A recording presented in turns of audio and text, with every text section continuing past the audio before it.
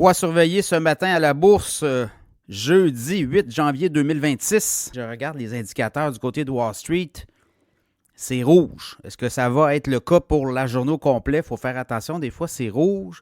Il arrive quelque chose, ça vire de bord. Tout est possible. On l'a vu assez fréquemment. Et là, ce matin, je regarde le Dow Jones, 162 points de baisse. Le S&P 500, 9 points de baisse. Vous voyez, ce n'est pas des grosses baisses, là.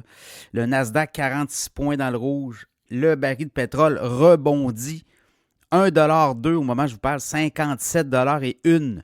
Le WTI, c'est la référence nord-américaine en US, en dollars américains. Évidemment, le Bitcoin continue de baisser, 89 837. C'est très volatile, le Bitcoin, là. Il peut monter de 3 000, 4 000, 5 000 $ par jour. Et ça se rééquilibre. Mais comme j'expliquais dans un podcast que j'ai fait il y a 2 jours, est-ce qu'on pourrait aller chercher le 100 000? Bien, il faut franchir le 95 000, c'est la barre psychologique. Puis ça, on ne l'a pas fait depuis un certain temps. On était à l'orée, on était sur le bord récemment. On est allé 94 700, 800, puis on a comme un peu tangué. Puis là, ben, on redescend. Donc, voyez-vous, là, il y a quelque chose qui se passe là. Il y a eu des ventes massives aussi de certains gros opérateurs. Là. Je parle de Coinbase, Binance. Donc, ces gens-là, est-ce qu'ils manipulent le marché? Il commence à avoir beaucoup de questionnements à ce propos. Mais c'est le Bitcoin, donc c'est très volatile, vous le savez. On en parle assez régulièrement dans le podcast. Donc, le Bitcoin descend, l'Ethereum se maintient, par exemple, au-dessus des 3 000 $. 3 091 $ US, baisse de 74 $ au moment où je parle. L'or baisse aussi, 23,80 $ de baisse, 4 431 $. Peut-être qu'on pourrait avoir un retracement, peut-être une baisse de l'or au cours des... Ça a monté beaucoup, là. Donc, peut-être qu'on va digérer tout ça. L'argent aussi baisse de 3,47 $, 74 et 67. Du côté du Hang Seng, Hong Kong baisse de 309 points aujourd'hui, comme hier. Stock 600 en Europe, ça baisse de 2,2 points sur un indice qui en vaut 602 points. Donc, c'est une baisse d'à peu près 0,4 %. Bon, on surveille, il y a pas mal d'affaires à surveiller aujourd'hui. Donald Trump a dit pour 2027, je veux avoir un budget militaire d'1,5 trillion. Donc, c'est 1500 milliards.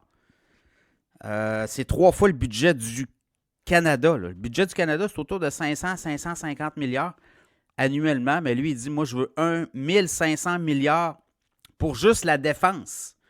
Donc, il va augmenter de façon importante le budget de la défense aux États-Unis.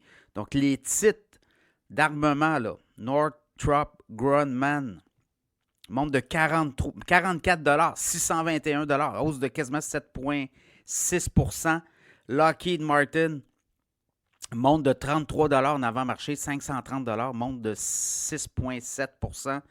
RTX, 5,77 $ de hausse, 191,50 $ en hausse de 3 %. Kratos Defense monte de 10,56 $, 102 $, bien pile. C'est une hausse de quasiment 11,6 %.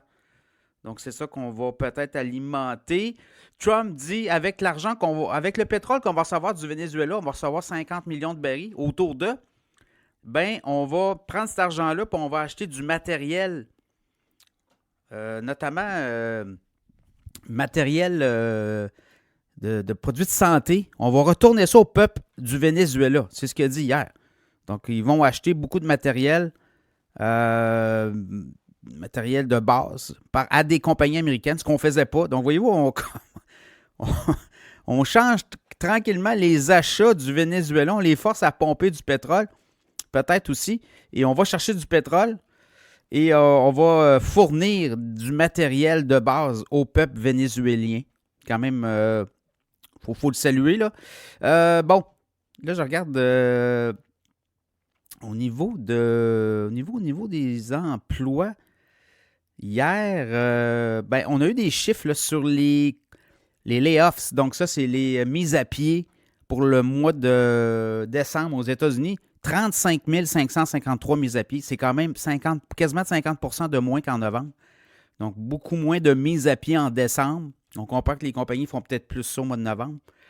C'est ce qu'on a vu, en tout cas.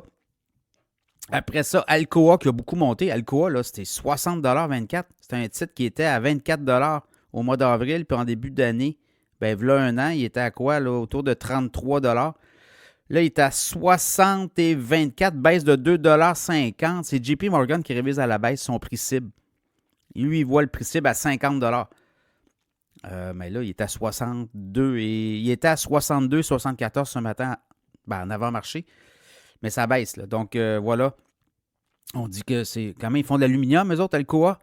Ils sont ici au Québec aussi. Alcoa, je pense, c'est Pittsburgh, le siège social. Donc, c'est ça. On voit peut-être une baisse, comme les affaires allaient bien quand même. Malgré tout, malgré les embargos aussi.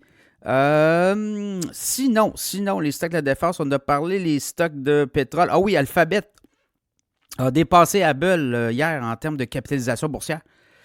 Hier, Alphabet a atteint 3 888 milliards de capitalisation boursière. On a dépassé Apple qui était déjà le numéro 2. Il faut savoir que Nvidia est rendu numéro 1. Et il y a Microsoft aussi, là. Faudrait que je regarde dans le cas de Microsoft, c'est quoi? Microsoft au niveau de capitalisation boursière.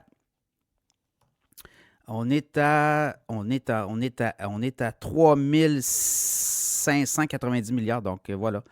Google s'est hissé au sommet après Apple. Ben, avant Apple, mais après Nvidia, évidemment. Donc voilà, c'est 3 888 milliards de capitalisation. L'action de Google depuis, je vous dirais, un an, là, est en feu. On en avait parlé abondamment dans l'infolette financière. Cachemire. Et là, bon, on s'en va, hein, Google avec Gemini, l'intelligence artificielle, ça pousse vite. Donc voilà, c'est un peu ça, la journée. On va regarder les stocks de la défense. Est-ce qu'on va être capable de rebondir? Hier, les marchés ont pris une pause. Bitcoin aussi. Donc, est-ce qu'on va être capable de renverser la vapeur? À suivre.